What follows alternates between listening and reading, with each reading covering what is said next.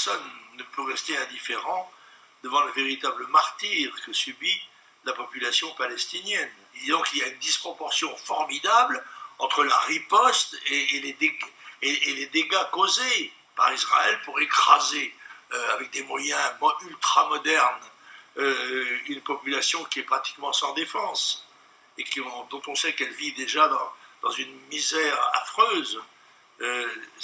Non, je crois que ce problème va continuer d'empoisonner la vie internationale et peut-être même un jour conduire à des excès de conflits très violents.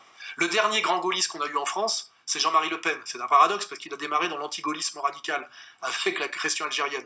Et aujourd'hui, on voit que dans le camp des gens honnêtes, des vrais patriotes et des vrais amoureux de la paix et de la fraternité, etc., on peut se compter. Jusqu'à preuve du contraire, il y a un occupant et un occupé. Les Palestiniens sont occupés, les Israéliens sont pas à Gaza. Sont la puissance occupée. Mais si, à Gaza aussi. L'air, le sous-sol, le littoral, la frontière, les puits artésiens, c'est une prison, comme on l'a dit. Moi, j'insiste sur le fait que le droit de se défendre contre une oppression, contre une occupation, est un droit reconnu. Le plus important, le plus décisif, le plus urgent, le plus immédiat, c'est cesser le feu. Arrêter. Une bombe toutes les 30 secondes, c'est un massacre absolument épouvantable qui est en place. Mais quand je vois le président Benjamin Netanyahou qui dit qu'il va réaliser la prophétie d'Isaïe, qu'est-ce que c'est la prophétie d'Isaïe? Ça veut dire reconquérir les limites d'Israël telles qu'elles étaient dans l'Ancien Testament parce que le Messie va revenir. C'est ça. Aujourd'hui, on a un gouvernement qui parle de ce type de prophétie à la télévision. Et c'est pas moi qui l'invente. Tout le monde a commenté ces déclarations. On aurait bien aimé qu'elles soient diffusées sur BFM TV. Mais je ne veux pas laisser passer des choses qu'a dit M. Klugman. Cette affaire sordide de bébé dans le four n'a pas existé lors du 7 octobre. Ce n'est pas moi qui le dis. C'est Libération.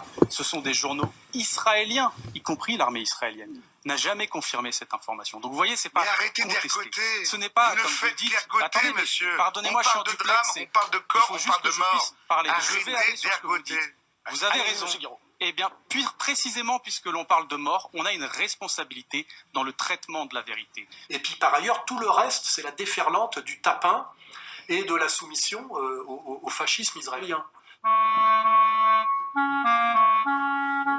עולם המיליארדים האלה הם הכל רק בשביל שהיהודים יהיה להם איזה תועלת. עכשיו, אנחנו לא רואים את זה, אנחנו לא יודעים בדיוק.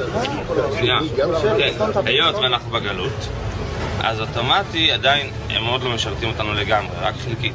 כל אחד יהיה לו, כשמשיח יבוא, אז כל אחד יהיה לו אלפים עבדים, 2,800 עבדים. בינתיים המשיח לא כאן, אז איך הם משרתים אותנו? Esclavagisme,